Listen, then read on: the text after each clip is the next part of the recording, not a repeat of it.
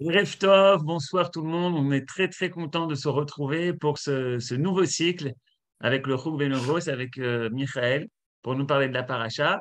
L'année dernière, c'était l'Haftara. Là, on reprend avec la paracha.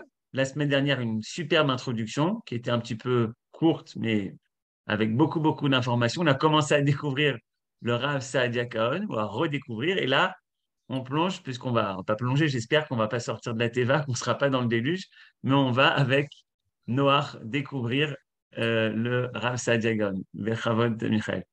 Toda, Johan. On va tout de suite faire monter le texte de la paracha. Et je le trouve comme il faut. Voilà, c'est là.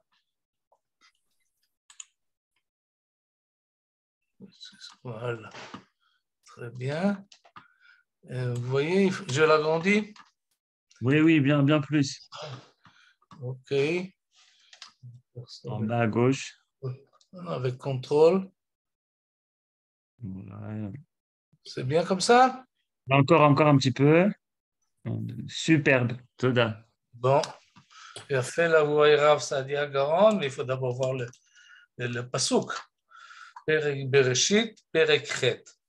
Et je n'amène pas la traduction volontairement. On verra après qu'on aura étudié ce que dit Rav Saadia Gaon, on pourra comparer la traduction du Gaon Bavli avec la traduction que nous avons du rabbinat en français et voir si le traducteur en français a suivi les explications du Rav Saadia Gaon ou bien il allait dans une autre direction. Ce passage-là du chapitre 8 du livre de Bereshit, Parashat Hashavua, Parashat Noach, c'est déjà après le Maboul. Et Vayedaber Elohim el Noach lemo. Alors on va lire, on va traduire selon ce qu'on comprend. S'il y a des mots qu'on ne comprend pas, on devra laisser en blanc et essayer de voir qu'est-ce que nous dit les Chachamim. Mais Vayedaber Elohim el Noach lemo, on est capable de traduire nous-mêmes. Et il y a des enseignants, encore aujourd'hui, je crois, qui traduisent mot à mot. Vaïdaber, il a dit, Elohim, l'éternel, le Dieu, El Noach, Anoar, les morts en disant. Nous avons eu la chance à l'époque d'avoir des maîtres qui nous enseignaient en ivrite, alors ils devaient traduire ça en ivrite. Vaïdaber, Elohim, El Noach, les morts, Mishu lo evin, Kulam evinu, Vaïdaber. Tout le monde a compris, c'est clair. Et d'habitude, on comprend, parce que les mots de la Torah ne sont pas tous très difficiles. Tsemina teva. Quelqu'un ne comprend pas. Si teva, c'est l'arche. Tsemina teva. Ata veishtecha ubanecha uneshevanecha itach. Et on fait la remarque que lorsqu'il faut sortir de l'arche, Akadosh Baruch Hu dit à Noach, tu sors toi avec ta femme, tes enfants et leurs femmes. Et pour bien dire que la vie recommence et qu'ils peuvent redonner vie, alors que lorsqu'il leur a demandé de rentrer dans la Teva, l'ordre de ces quatre catégories-là était différent. C'est toi et tes fils, ta femme et tes brus. Autrement dit, il y avait une séparation entre les hommes et les femmes dans la Teva.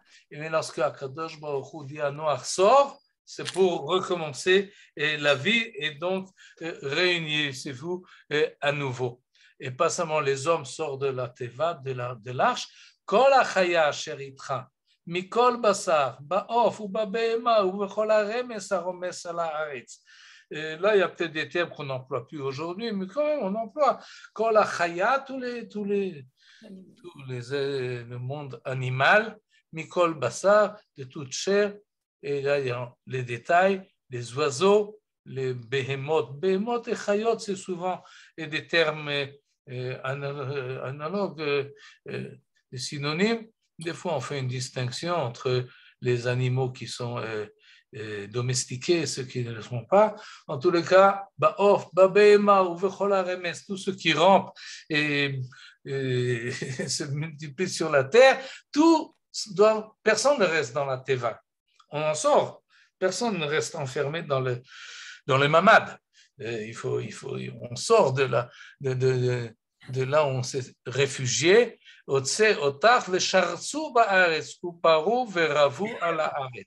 Autrement dit, ici, dans le verset précédent, c'était seulement une allusion à la chose, à la multiplication et la vitalité qui doit reprendre. Là, c'est beaucoup plus explicite. Ou parou, veravou, à la haaretz, qu'il se multiplie sur la terre. Et c'est pour ça qu'il faut sortir de la teva et pas rester enfermé. Il faut s'ouvrir et on rentre à nouveau dans le monde. Et c'est ce qui se passe. On va voir, Vayetse Noach ou Banav, Veishto ou Neshe Banav. Vous voyez que Noach a compris qu'il fallait sortir, mais il n'a pas entièrement compris l'ordre de la chose, il n'a pas suivi l'allusion là. Et d'ailleurs, on sait très bien que Noach n'a pas eu d'enfant après le déluge, il n'en a eu qu'avant. Shem, Ham et Yafet, ils sont rentrés avec lui dans la Teva. Il sort avec ses enfants et sa femme sort avec leur femme. Et les animaux sortent également. Kol achaya, kol aromes, kol aof. Et on reprend exactement la même liste qu'on nous avait vu 2 versets précédents. Tous les animaux, tous les rampants, tous les oiseaux, tout ce qui fourmille sur la terre, le mishpechotehem, il sort d'une manière, comment dire, là il y a peut-être une allusion en fait que chaque famille et chaque sorte et dans son et à part et tout le monde sort donc de la teva. Très bien, très joli, très pastoral. Et là, la première chose que fait Noach, Vayiven Noach Mizbeach Lashem, il construit un tabernacle, il fait un Mizbeach à Kadosh Baruch Hu, et il prend de ce qu'il a à sa disposition. Mais il choisit les Behema Tohora, ou Mikola Ofa Tahor, et des oiseaux qui sont purs, et des animaux purs pour les amener en sacrifice à Kadosh Baruch Hu sur l'autel. Et évidemment, on se demande la question, qu'est-ce que c'est cette Tehora? Il y a des animaux purs, il y a des animaux qui ne sont pas purs. Ça, c'est un terme peut-être anachroniste, c'est-à-dire par la suite, dans le livre de Vaïkra, on saura qui sont les Behema Tohora et ceux qui ne sont pas. Peut-être que Noach le savait intuitivement, quel animal on peut amener à sacrifier. Et il y en a qui disent que c'est très simple. Et les animaux qui sont qui sont des carnivores, ils ne sont pas Tehora. Ceux qui sont végétaux, c'est-à-dire ils mangent seulement de l'herbe, ils sont Tehora. C'est un peu, ça suit les règles de la cacheroute. Et peut-être c'est de cela qu'il s'agit. En tous les cas, c'est ce que le texte nous dit. Et on comprend le verset. Il a donc choisi ce qu'il met sur l'autel. Verset 21. Vayarach Hashem et reach hanichoach. Le hariach, en ivrite encore aujourd'hui, c'est sentir l'odeur. Reach, c'est l'odeur. Vayar, il a aspiré. Kadosh Baruch Hu. Et il a reach nichoach, il aspire une bonne odeur. Oui, c'est reach nichoach, ça. Vayarach Hashem et reach hanichoach. On entend le tzlil, le son qui revient, et la bonne odeur, reach nichoach. Vayomer Hashem el libo. À ce moment-là, Kadosh Baruch Hu parle, il dit à son cœur. Comme ça, il faut traduire. Lo osif od lekalel od et ha'adama. Je ne continuerai pas à maudire la terre. Ba'avur ha'adam pour Ba'avur ha'adam. Je ne sais pas comment vous traduirez-vous Ba'avur ha'adam. À cause de l'homme, pour l'homme. Ba'avur ha'adam. Ça revient. La raison pour laquelle il ne veut plus le kalel, je ne continuerai pas à maudire la terre pour l'homme, grâce à l'homme. Je ne maudirai plus, non, peut-être pas. J'ai jusqu'à présent maudit la terre à cause de l'homme, maintenant je ne la maudirai plus à cause de l'homme. Peut-être il y aura d'autres raisons, mais pas forcément. Mais en tous les cas, certains mettent là le Ba'avur Adam, l'homme est ici central dans la chose, dans la décision d'Akadosh Baruch Hu. C'est lui, à cause de l'homme, qui avait le déluge, et peut-être à cause de l'homme, il n'y aura plus de déluge. Et donc, c'est l'homme qui, à nouveau, comme au début de la création de Shabbat, Parashat Bereshit, c'est l'homme qui donne un sens à la création du monde. Et sans homme, sans être humain, il n'y a pas de raison d'être à la création sur cette terre-là. Depuis, les hommes, ils cherchent des autres êtres dans le cosmos. On n'a pas encore trouvé d'êtres qui sont avec un intellect et dans les autres mondes. Et c'est une remarque qui demande à réflexion, parce qu'aujourd'hui, avec les satellites que nous avons et avec les télescopes extraordinaires et qui peuvent voir à 300 millions comme on appelle ça, Shnot Or, d'années-lumière, le cosmos est énorme. Et nous, on est tout petit, comme moins qu'une fourmi, hein, dans cette énormité Ensof, infinie. Et penser que dans toute cette énormité-là, c'est ici, sur cette terre, que tout ce qui finalement est central, même si on n'est pas un système où notre planète tout tourne autour physiquement, mais tout tourne autour métaphysiquement. On est jusqu'à présent le seul être qui peut concerner le Créateur et le prier et lui adresser des corbanotes et rentrer en relation avec Kadosh Baruch Hu. Et donc, Avour Adam, oui, l'homme, c'est un être très petit par rapport, minuscule, infime, et par rapport à la création énorme qui nous entoure, mais ça n'empêche pas que c'est l'essentiel. Et à partir de cela, il y a la décision si la Terre est en fait le monde entier, tout le cosmos va continuer ou pas. Et Akadosh Baruch Hu décide que oui, on continue l'histoire du monde, qui yetzer lev Adam ra min urav. Alors on va traduire comme on comprend d'habitude. Le problème, c'est pas yetzer lev Adam ra min urav, ça on peut comprendre. C'est-à-dire les yetzer, les penchants, les aspirations du cœur de l'homme, ils sont mauvais depuis sa jeunesse. Mais qu'est-ce que c'est ce mot qui? Parce qu'il est mauvais, alors quoi? Alors, à cause de cela, Kadosh Baruch Hu lo yosif lekalel, il ne continuera pas à maudire parce que l'homme est mauvais. Ça ne va pas. Alors, le mot qui, là, on va le voir, il est problématique. Et les causes à effet entre le début de la phrase et la suivante, il faut y réfléchir, il faut essayer de comprendre de quoi il s'agit. Et c'est le moment, quand on parle ici de Lev Adam, le cœur de l'homme, alors on revient à la ligne précédente, El Libo, le cœur de Dieu. Là, ça marche plus. C'est dans le même verset, oui. On se lève, c'est le cœur. Alors là, c'est au sens propre et là, c'est au sens figuré. Le Kadosh Baruch Hu a un cœur. Qu'est-ce que ça signifie? Qu'est-ce que ça veut dire? Vayomer Hashem El Libo. À qui il a parlé?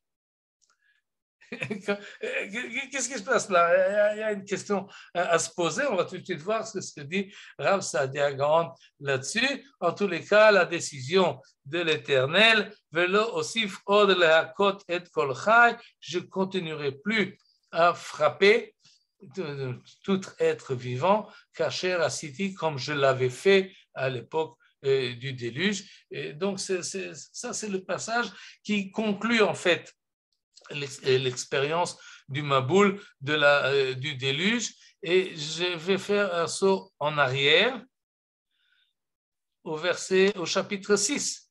Le chapitre 6 finit la paracha de Bereshit, mais en fait est une introduction à l'épisode du Maboul. Et là, il y a marqué la chose suivante. Vayar Hashem ki rabba ra'at ha'adam ba'aretz. Dieu a constaté, a vu que Ra'at Adam, c'est oui, Ra'at Adam, on l'a vu il y a un instant, c'est à peu près la même expression, Yetzer Marchevot Libo, les penchants de l'homme, Rak Kolayom, il est sans arrêt continuellement mauvais. Et Dieu fait cette constatation que l'homme est mauvais. Rabba Ra'at Adam, il est grand, il est arrivé à saturation, la méchanceté de l'homme et son mauvais penchant, il est sans arrêt pervers. Et à cause de cela, arrivé le déluge entre le chapitre 6 et le chapitre 8. Donc, cette raison-là, l'homme est mauvais. C'est pour cela qu'il va y avoir le déluge. Alors, je ne comprends plus ce passage-là qu'on a vu il y a un instant. Parce que l'homme est mauvais, il n'y aura plus de déluge. Il y a là une logique qui doit être vérifiée, à moins qu'on n'a pas compris le sens du verset.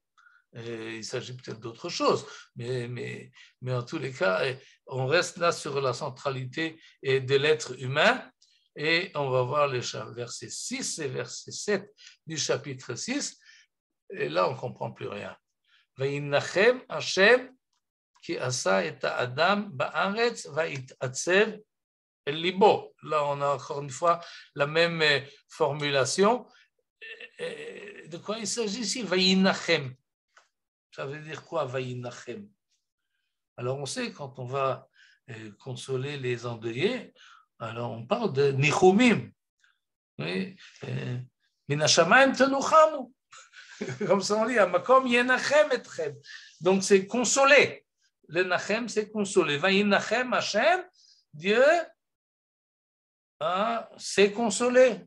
Sans doute, oui, c'est un piel. Vayinachem Hashem, Dieu s'est consolé qui asa et Adam parce qu'il a fait l'être humain sur la terre.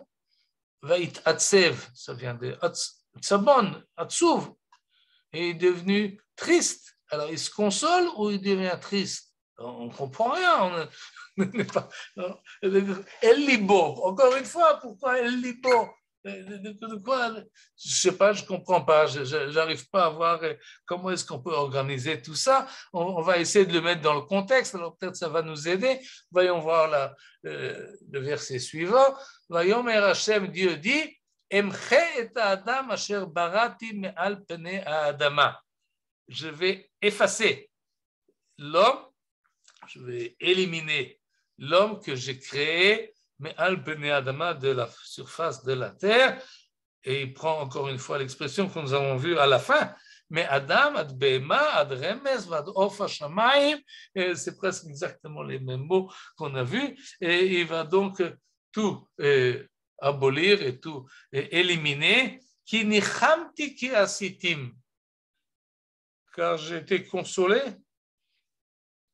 ça ne marche plus, ki asitim, car je les ai faits. Comment est-ce qu'on peut organiser ces versets-là? Alors, d'après le contexte, on comprend l'idée générale, on comprend. Akadosh Baruch Hu voit que l'homme est mauvais et il décide de l'éliminer. Ça, je comprends facilement, ça va. Alors, mais comment je me débrouille avec le verset 6 et avec la fin du verset 7? Qu'est-ce que c'est cette consolation? Et à tel point que, citons entre parenthèses Rashi, mais c'est sans doute une explication midrashique qui dit la chose suivante. Et Rashi nous dit, oui, il garde l'interprétation du mot Vayinachem, il s'est consolé car il a fait l'homme sur la terre. Et Rachid dit, heureusement que j'ai créé l'homme sur la terre et pas dans les cieux, parce que si je lui avais donné une force spirituelle énorme, alors c'est pas seulement qu'il aurait été mauvais, mais il m'aurait attaqué ou il serait révolté contre moi. Alors heureusement, alors il se console et il s'apaise parce qu'il a fait l'homme sur terre et pas dans les cieux.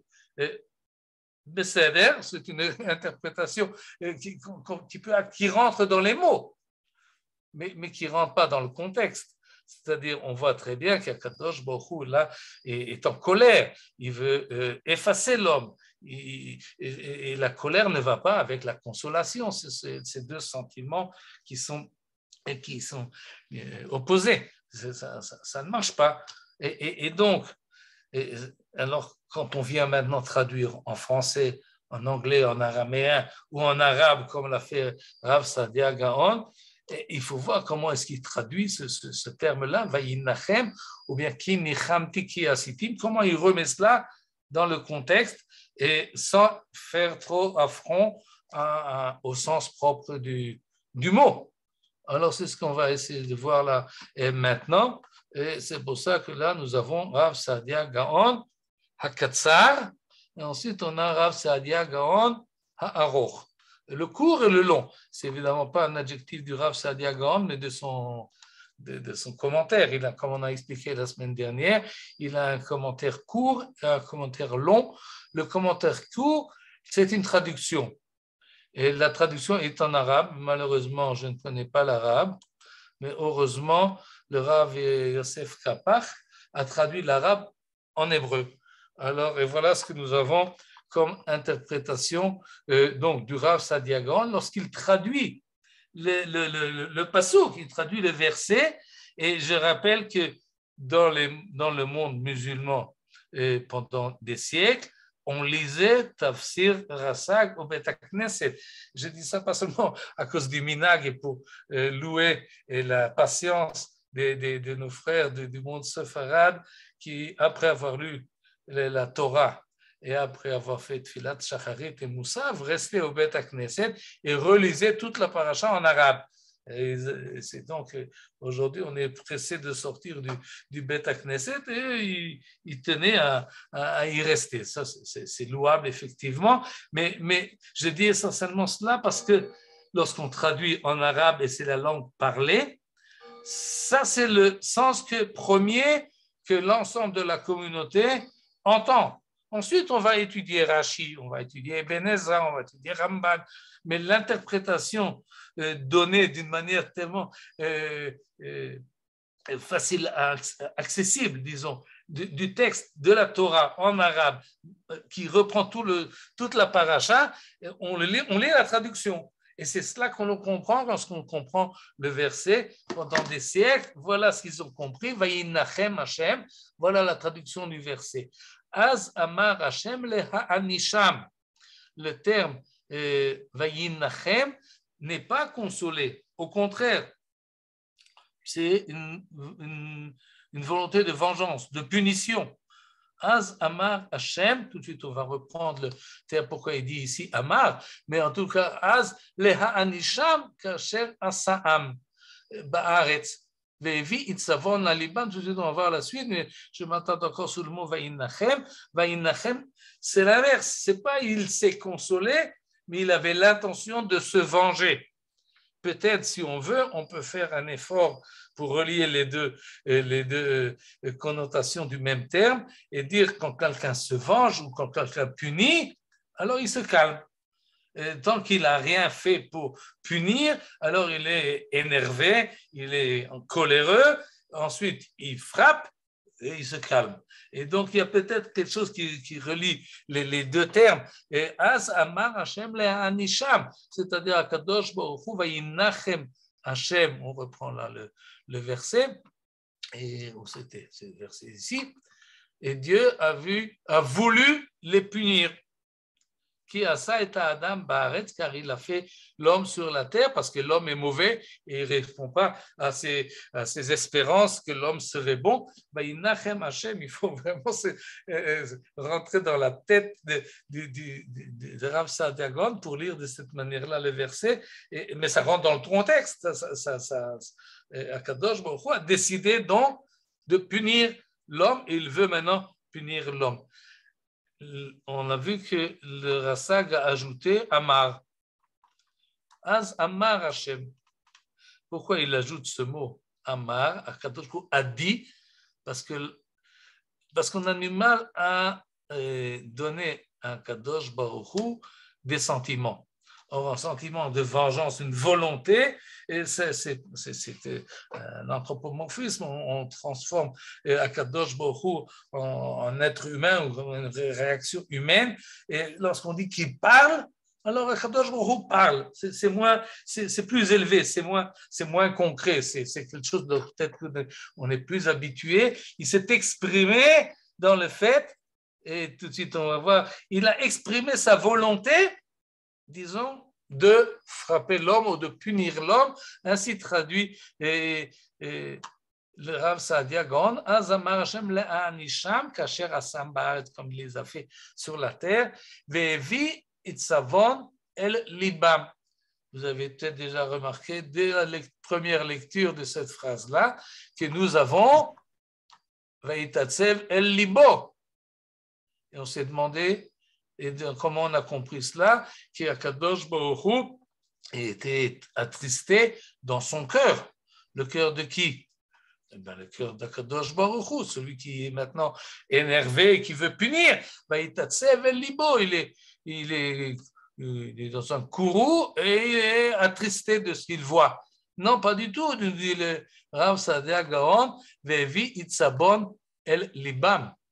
Libam de qui? Leur cœur, le cœur des hommes. On ne parle pas ici du cœur d'Akadosh Baruch Hu, on parle du cœur des hommes. Et c'est peut-être même, c'est faisable. Pourquoi c'est faisable? Parce qu'on a cela dans les versets précédents. Vayar Hashem ki rabba ra'at ha'adam ba'aretz. Oui, asa et adam.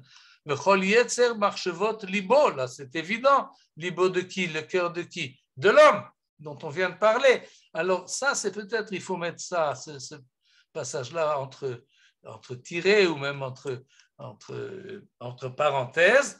Va'it atsev el libo. On revient à l'homme, duquel on va parler tout de suite dans le chapitre, dans le verset suivant. Et donc, en fait, ce qui se passe ici, on parle de l'homme. Akadosh Baruch Hu voit que l'homme est méchant, est mauvais, sa méchanceté et sa perversité est remplie et toutes les possibilités. Il continue toute la journée, tout le temps. Et donc, va'it atsev el libo, il va faire en sorte que l'homme va être puni et va être atzouv. Il va être attristé, il va subir. On aurait peut-être dû dire Vaïtatsev el libo, lorsque Akadosh Baruch Hu est déjà en courroux, alors l'homme est déjà attristé. Il ressent en fait que Akadosh Baruch Hu veut le punir, et sinon il n'aurait pas su. Il aurait peut-être dû dire la première phrase, Va'inachem Hashem kriasa et Adam ba'aretz. Regardez comment Vayomer, c'est qu'on est là. Oui. Ki nichamti, non, Vayomer Hashem. Vayomer Hashem, c'est ici, c'est le verset 7. Et Dieu dit, Emche et Adam. Ajoute le Rav Saadia Gaon, dans sa traduction, il ajoute un mot. Bezeh she'amar Hashem emche, c'est-à-dire bezeh, en cela, par le fait qu'Akadosh Baruch Hu a décidé de punir l'homme, alors vaïtatsev el libo, il faut lire le verset 6 avec le verset 7. Dieu a donc décidé de se venger de l'homme ou de punir l'homme, et alors l'homme va être attristé par le fait que Dieu a dit qu'il va éliminer l'homme qu'il a créé sur la terre. Et maintenant, l'ensemble des versets est compréhensible et cohérent, mais ça demandait un effort spécial. Et d'abord, il fallait traduire le mot Va'inachem d'une manière peu habituelle, lui donner un autre sens auquel on est habitué. Et c'est pas pour le Rav Saadia Gaon, comme on l'a vu la semaine dernière, ça demande explication. Il doit trouver un verset quelque part où effectivement on emploie le mot lehinachem comme une volonté de vengeance. Peut-être que je vais arriver à le trouver tout de suite. Regardez, on va remonter là pour prendre une autre source. Oui, c'est là. Il me faut le chapitre Kav Zayin. Ça, c'est le chapitre, on va prendre le verset, c'est là, 27. Oui, verset 42. Voilà, regardez ce verset-là. On va voir avec la traduction en français. Vayugad le Rivka, on est déjà beaucoup plus tard dans le livre de Bereshit. On raconte à Rivka que ce qu'a pensé ou même à prononcé, a formulé Esav, son fils aîné. Et alors elle a appelé son fils Yaakov et il lui dit Hine Esav achicha mitnachem lecha leorgecha. Voilà, ton frère Esav, mitnachem. Ça veut dire quoi, mitnachem? À te tuer. Il se console, et voilà la traduction. Esaü, ton frère, veut se venger de toi. Donc, si on prend ici le terme mitnachem, oui, ça marche. Le Rav Saadia Gaon, il connaissait tout le Tanakh par cœur. C'est vraiment extraordinaire. Nous, on peut appuyer sur l'ordinateur, il nous trouve les mots. Mais lui, il avait ça dans sa tête. Il sait très bien que le mot lenachem, d'habitude, ça veut dire consoler, mais il y a une autre connotation, il y a une autre possibilité, et il l'emploie donc pour traduire le chapitre 6, il va au chapitre 27, et ça marche, et ça marche. Et sans cela, il ne serait pas permis. On peut lui faire confiance, ou c'est ici. Et il ne serait pas permis de traduire un terme sans raison d'être. Là, il a fait un effort encore plus grand pour traduire Vayit'atzev el libo, mais comme étant donné qu'on parle du lèvre de l'homme, alors ça peut marcher et ça va. Et donc, en fait, cette lecture-là, je la mets comme exemple de la méthode dans laquelle le Rav Saadia Gaon fonctionne et essaye de comprendre le texte de la Torah sans préjugés, sans préavis, dans le contexte et dans le lexique et dans la compréhension du vocabulaire et tenant compte de la grammaire. Tout ça lui permet un peu de s'organiser et de fixer le sens des phrases. Et en fait, le rapport entre le chapitre 6 et le chapitre 8, il est évident parce qu'on emploie les mêmes termes de Yetzer, Marchevot, Libo, Rak, Kolayom, et cette idée-là, et les termes de Behema, Remez, Adrof, Hashamayim, et donc, on va faire maintenant un résumé très concis.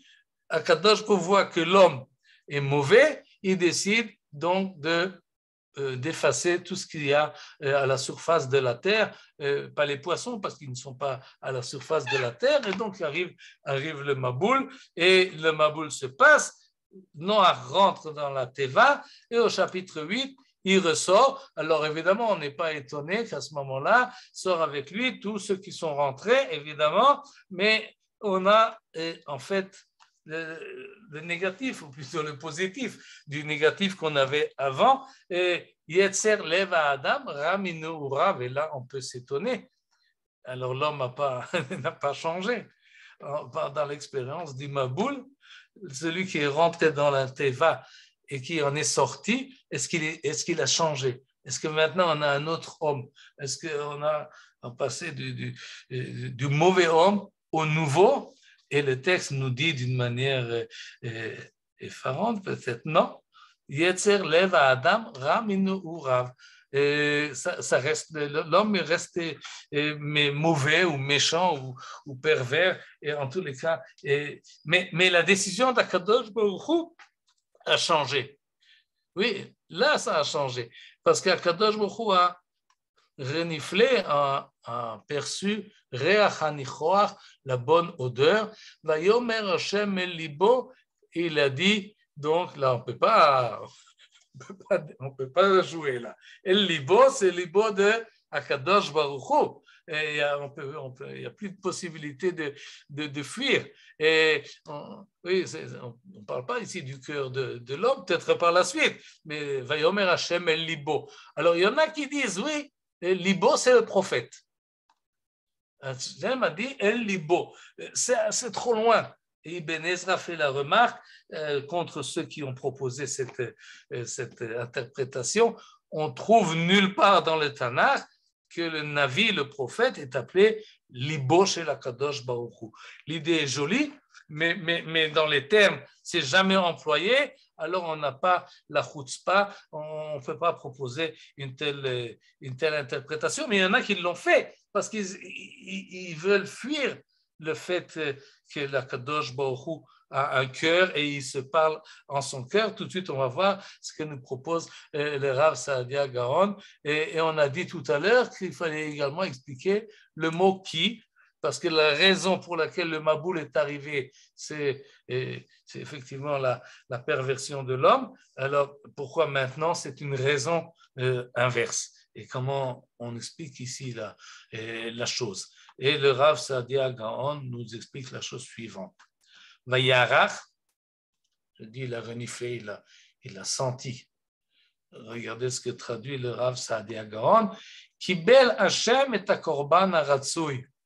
Il traduit, et il n'a pas senti. On dit, je ne sais pas comment on dit en arabe, il a senti, mais ce n'est pas le mot. Le Rav Kapar nous traduit, il a accepté. Et là, c'est évident que le Rav Saadia Gaon et le traducteur qui est tellement philosophe, il ne veut pas donner une certaine interprétation comme si Akadosh Baruch Hu a un nez et a des sens et il profite, il est heureux d'avoir une bonne odeur autour de lui, ça c'est inacceptable.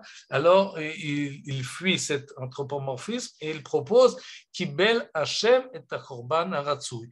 Dieu a accepté le korban, le sacrifice que lui a présenté Noach. Et en fait, c'est comme ça que l'on comprend également dans le livre de Vaïkra, le Reach Nichoach. On l'a lu aujourd'hui, ceux qui ont suivi la Kriyat Torah de ce matin. Rosh Chodesh Cheshvan, c'est l'occasion de vous souhaiter un bon mois de Cheshvan. Et on l'a dit, le Reach Nichoach Ishel Hashem. Et à savoir, si on le traduit comme ça, ou on l'interprète comme ça, il y a une marge entre les deux. Et la démarche que fait le Rav Saadia Gaon, lorsqu'il propose à ceux qui ne comprennent pas l'ivrite, ils ne comprennent pas le texte original de la paracha qu'ils entendent, ils ne comprennent plus l'araméen du Tirgum Onkelos qui accompagne la lecture depuis longtemps, depuis les Tanaïm, ils ne comprennent pas, alors il leur traduit en arabe. Et donc le texte que les Juifs connaissaient, c'est la traduction du Rav Saadia. Et alors, lorsqu'ils entendent, ils ne savent pas qu'Akadosh Baruch Hu renifle, ils savent qu'Akadosh Baruch Hu accepte le korban. Et il y a là un effort éducatif extraordinaire que je pense a eu une influence profonde, beaucoup plus que les livres de philosophie qui discutent si Akadosh Baruch Hu yesh lo guf, en lo guf demut haguf. Non, la traduction propose directement le fait qu'Akadosh Baruch Hu reçoit le korban ratzui. Vayomer Hashem el libo, Akadosh Baruch Hu, si on traduit littéralement, a dit dans son cœur, a dit à son cœur. Et là, le Rav Saadia dit non, il ne parle pas à son cœur, mais atzmo. Qu'est-ce que ça veut dire, mais atzmo? De par lui-même, de par soi-même. Et là, on peut compléter la chose par le Rav Saadia Gaon Ha'aroch. C'est-à-dire, en plus de la traduction, le Rav Saadia a expliqué la paracha, toute la Torah, et dans un long commentaire. Et souvent, dans le long, il explique sa manière de traduire dans le court. Et voilà ce qu'il dit dans la version allongée, disons, Vetergamti, et j'ai traduit, Vayomer Hashem libo, mais elav, par lui-même, de lui-même. Et là, il nous donne le sens de ce que ça veut dire, mais d'abord, il nous donne une justification linguistique, comment tu arrives à cette compréhension-là, et il nous dit, il faut voir où est-ce qu'on emploie le mot lève, pas seulement dans le cœur de l'homme, mais dans d'autres choses. Tu as Kadosh Baruch Hu n'est pas un homme. Alors il dit, Ivrit, Amilat, lève, le mot lève, lamed bet, en hébreu, montre al etzem hadavar vetatzmito, sur l'essence de la chose et son, disons, essentiel, oui, la chose elle-même. Par exemple, il nous donne ici 3 exemples. Disons le troisième, commençons par le troisième, peut-être il est plus simple à comprendre. Oden uchai belev ha'ela. De quoi il s'agit? Il s'agit de Avshalom, le fils du roi David, qui a fait donc, s'est révolté. Et on connaît l'image qu'il a, finalement, il a fui devant l'armée de Yoav, qui était le général de David. Il était à cheval, et on sait très bien qu'Avshalom avait une chevelure immense, et sa chevelure a été prise dans l'arbre, Ha'ela. Oui, c'est le nom de l'arbre qui a attrapé la chevelure. Le cheval est parti, et Avshalom est resté, Oden Uchai, il est encore vivant, Belev Ha'ela. Ça veut dire quoi? Dans le cœur de l'arbre, qui s'appelle Ha'ela. Il n'est pas dans le cœur de l'arbre. Si nous, on comprend le cœur, c'est le centre du tronc. Non, il n'était pas là-bas, il était avec ses chevelures. Mais alors pourquoi? Parce que l'essentiel de l'arbre, oui, etzem hadavar de l'arbre, c'est la ramification de tous les branches. Et c'est cela que veut dire Belev Ha'ela. Pas forcément géographiquement, il était au centre de l'arbre, mais il était dans l'arbre de l'arbre, c'est-à-dire dans la ramification des branches de l'arbre. La même chose lorsqu'on dit V'ahar bo'er ba'esh adelev hashamayim, jusqu'au cœur du ciel. Alors oui, on peut dire que c'est de la poésie, mais Rav Saadia Gaon ne fait pas de poésie, ni même sans doute la Torah, lorsqu'elle nous parle nous décrit d'une manière très prosaïque la situation au moment du Har Sinaï, que toute la montagne brûlait dans un feu jusqu'au cœur du ciel. Ça veut dire au cœur du ciel, jusqu'au ciel, jusque ça dépassait l'environnement terrestre et ça montait au-delà du monde terrestre et ça arrivait au ciel, pas forcément au centre du ciel.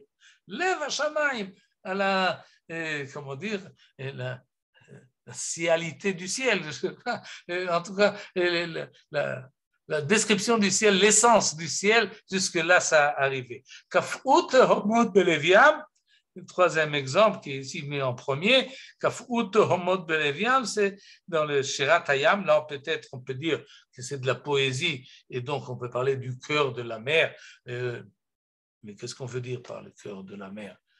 Pourquoi le cœur de la mer? Au centre de la mer? Peut-être, et d'après cette traduction-là de Rav Saadia Gaon, il voulait dire qu'en fait, la mer s'est figée et n'est plus une mer, parce que l'essentiel de la mer, c'est qu'elle est fluide et qu'elle coule, et tout d'un coup, elle s'est figée. Alors, Belev Yam, la mer n'est plus une mer, elle est maintenant de la glace. Et donc, dans ces trois, en tout cas d'après le Rav Saadia Gaon, et là on voit non seulement sa connaissance du texte, de savoir où est le mot lève quand on ne parle pas d'un homme dans le Tanakh, et qu'est-ce que ça veut dire et comment est-ce qu'il réussit, vraiment une approche de quelqu'un qui s'occupe du langage et de la langue et du lexique d'une manière très méthodologique, et qui trouve les termes qu'il faut et qui les emploie maintenant dans un endroit où on peut avoir une hésitation. Il dit, tu vois, il y a une lèvre, il y a un cœur à la mer, il y a un cœur au ciel, il y a un cœur à l'arbre, il y a un cœur à Kadosh Baruch Hu. Mais il n'en fait pas de la poésie ou une analogie. Il essaie de cerner le sens du terme. Vayomer Hashem el libo. Libo, c'est-à-dire dans son essence, le fait qu'Akadosh Baruch Hu est différent, est éloigné de l'homme, et il dit c'est une décision qu'Akadosh Baruch Hu a prise indépendamment de l'être humain auquel il s'adresse. Et c'est ce qu'il dit ici, Kavana Beze, quand il le traduit de cette manière-là, le sens du pasuk, d'après le Rav Saadia Gaon, Shelo Bikshu Davarze, personne ne lui a demandé. Et là, Itril Beze Me'elav, c'est une initiative d'Akadosh Baruch Hu de par lui-même. Noach, lorsqu'il a amené son korban, c'est là, il lui a rien demandé. Il a fait un korban et c'est tout. Noach ne prie pas à Kadosh Baruch Hu, ne lui adresse pas des paroles, ni de louanges d'ailleurs, mais encore moins de demandes. Il amène un korban et puis Kadosh Baruch Hu reçoit donc Vagekabel, il reçoit le korban et il se dit Vayomer Hashem El Libo, il se dit à Kadosh Baruch Hu, il dit dans son fort intérieur, de par lui-même, il prend la décision indépendamment, et c'est ça l'idée essentielle, indépendamment de l'homme. C'est une décision d'Akadosh Baruch Hu. L'homme est sans doute resté le même homme comme il était avant, mais moi, Akadosh Baruch Hu, je décide à partir de maintenant, lo osif lekalel od et adama ba'avur Adam, je ne continuerai plus à châtier le monde ba'avur Adam à cause de l'homme, qui yetzer lev Adam, regardez comment il traduit ici le mot qui, afalpi chez yetzer Adam, bien que, pas car, mais malgré que l'homme n'a pas changé, et là, oui, pas à cause, non, bien que le cœur de l'homme est resté comme il était, je ne continuerai pas, j'arrête cette méthode de recommencer à zéro.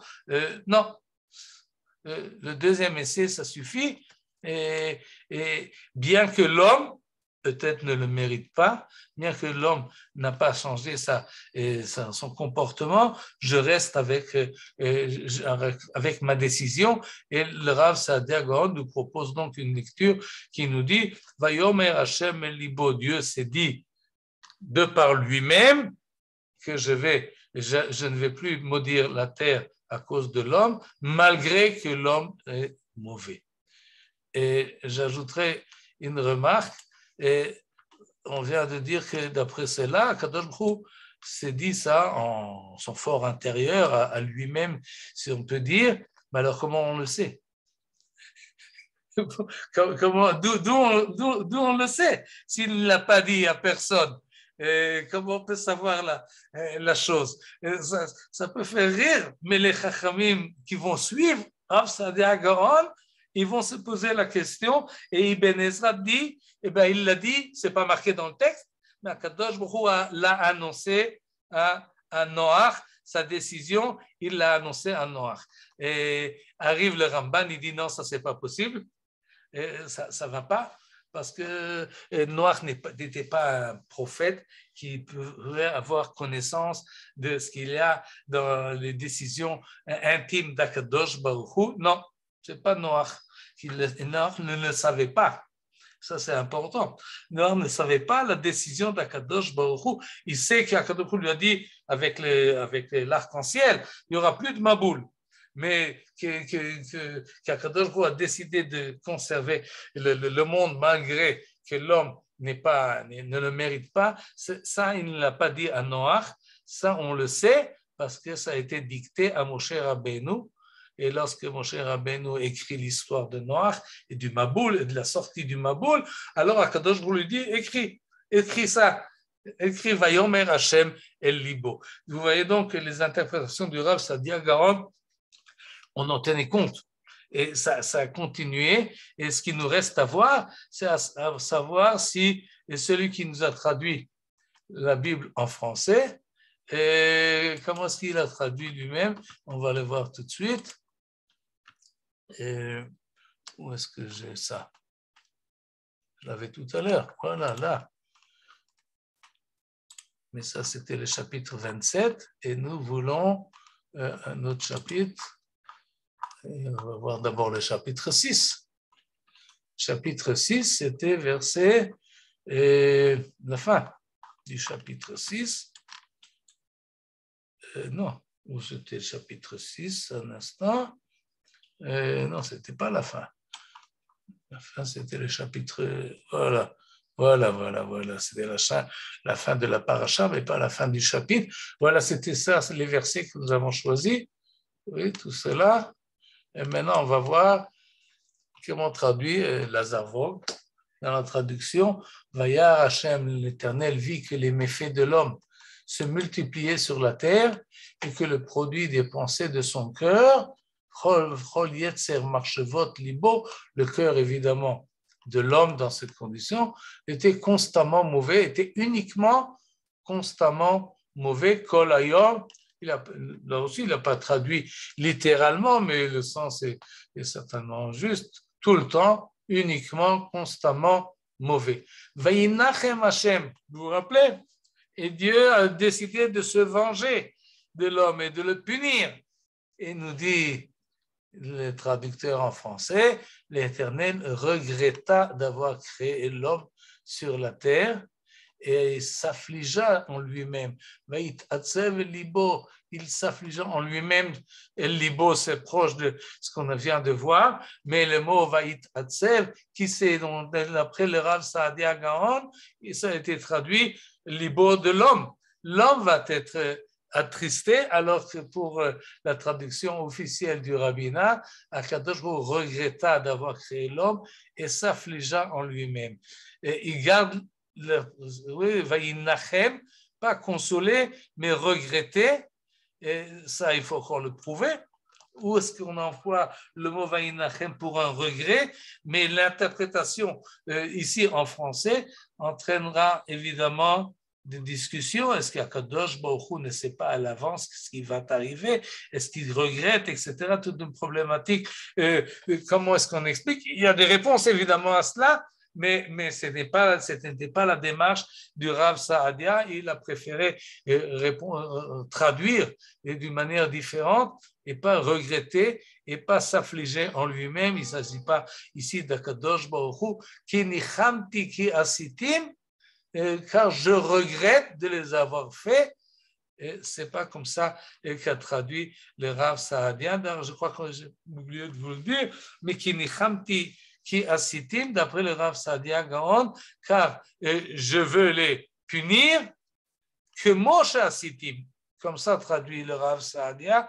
Il traduit également le mot qui ici, pas car je regrette de les avoir faits. Et là aussi, vous voyez en français, le deuxième qui n'est pas traduit. Je regrette de les avoir faits, qui nichamti chez asitim. Comme ça, il traduit en français. Et d'ailleurs, les deux mots qui, là, ils ont pas exactement la même valeur. Pour le Rav Saadia Gaon, ki nichamti, car je vais les punir de la même manière que je les ai faits. De la même manière que je les ai créés, ben, de la même manière, je peux les effacer. Et c'est une idée qui est quand même un peu différente, que je regrette de les avoir faits. Si je les ai faits, je peux aussi les annuler. Ça, c'est dans le chapitre 6, et on va voir maintenant le chapitre 8. On était, voilà, on était là. Vayiven Noach. On va tout de suite passer au verset 21. Vayarach Hashem et Reach Hanichoa, vous vous rappelez, et Akadosh Baruch Hu a accepté le korban de Noach. Alors là, le traducteur reste plus fidèle à la traduction, au terme original des mots, et il rentre dans la problématique de anthropomorphisme. L'Éternel aspira la délectable odeur. Ça passe ou ça passe pas?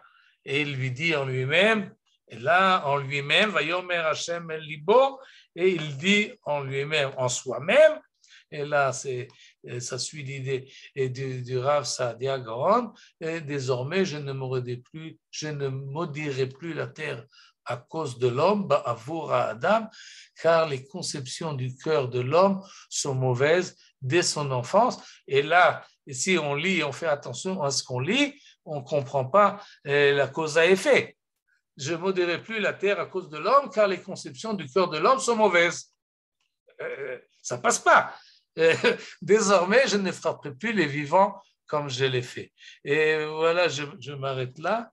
On a vu un petit exemple, comment la traduction du Rav Saadia Gaon, d'abord elle est méthodique, elle est réfléchie, elle n'est pas automatique, elle est posée, elle se pose en fait sur deux pieds, sur une approche philosophique, on peut dire, en tout cas intellectualisée du texte et qui n'accepte pas tous les anthropomorphismes, il essaie de les fuir, mais il essaie le plus possible d'être fidèle à la langue et à la grammaire et au contexte.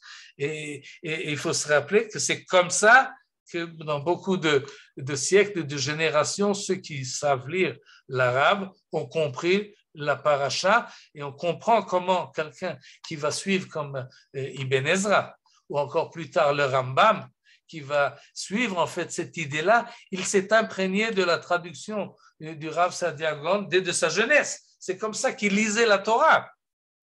Alors, quand il arrive avec Moreh Nevuchim et qu'il nous explique qu'il faut fuir les anthropomorphismes, tout un chapitre long dans Moreh Nevuchim, pour lui, c'est évident. C'est pas quelque chose qu'il doit prouver. Il doit simplement expliquer les termes pour que les choses soient compréhensibles de cette manière.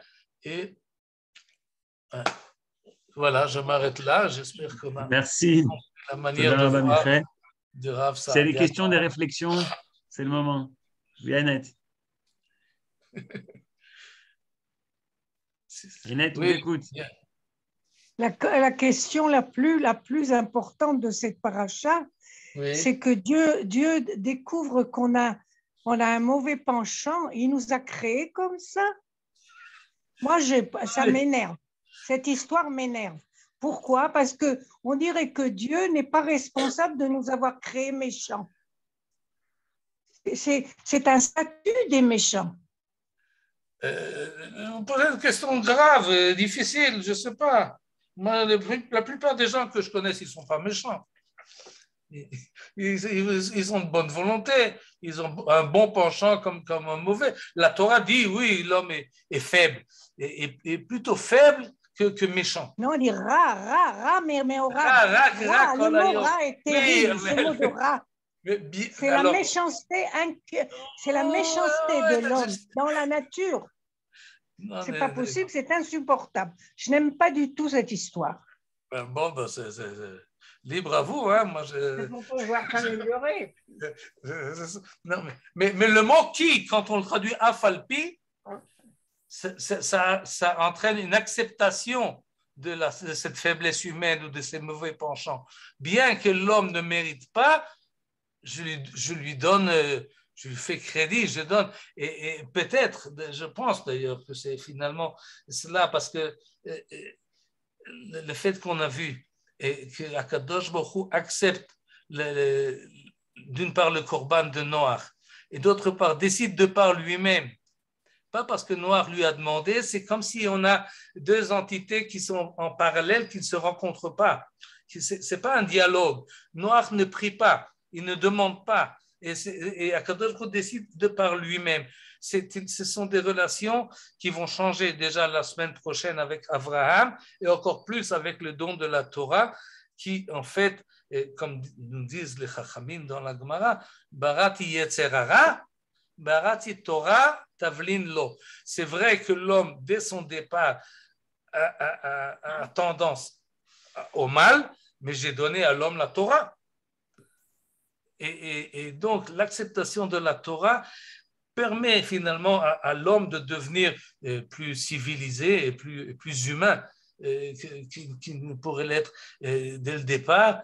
Et des fois, on se pose la question, est-ce que ça marche ou ça ne marche pas?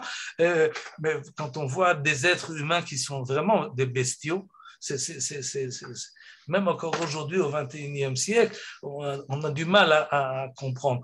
Mais quand on voit des gens qui font la Torah, bon, ce n'est pas tous des saints, mais finalement, la tendance à faire le bien, du milut chassadim, et tfila, et mitzvot, etc., oui, c'est civilisé. On peut pas, c'est retenu. On n'arrive pas toujours à surmonter nos faiblesses, mais on est orienté vers le bien et pas vers le mal.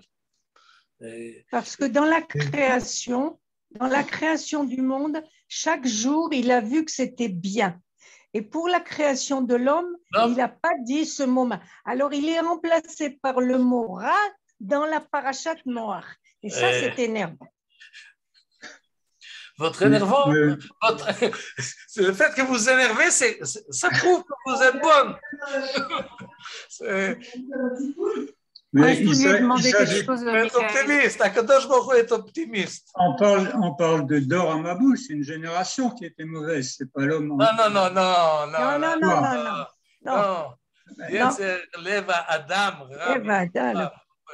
Non. Sa nature. Je voulais poser une autre question. Oui, Suzy.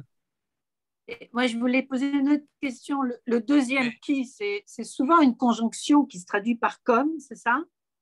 De la même façon que comme? C'est possible, c'est pas courant, mais c'est faisable. D'accord. OK. Chaque fois qu'il y a le mot alors, qui, toute la Torah, il faut y réfléchir. Akadosh Baruch Hu est souvent comparé à l'homme, etc. Donc, c'est en anthropomorphisme. Et je pense que, comment dirais-je, Rav Sadia Gaon l'a peut-être mieux expliqué que d'autres, comme une Ezra ou autre, je ne sais pas. Donc, ça sera intéressant de te suivre toute l'année alors. Oui, absolument. Mais il y a d'autres systèmes qui arrivent à contourner la chose. Mais là, le Rav Sadagon nous montre comment, d'une manière linguistique ou à partir du vocabulaire, il trouve des solutions. Oui. Toda. Toda lachem. Et Shabbat Shalom. Shabbat Shalom. Shabbat Shalom. Bonsoir tout le monde. Shalom. Shabbat Shalom. Shabbat Shalom.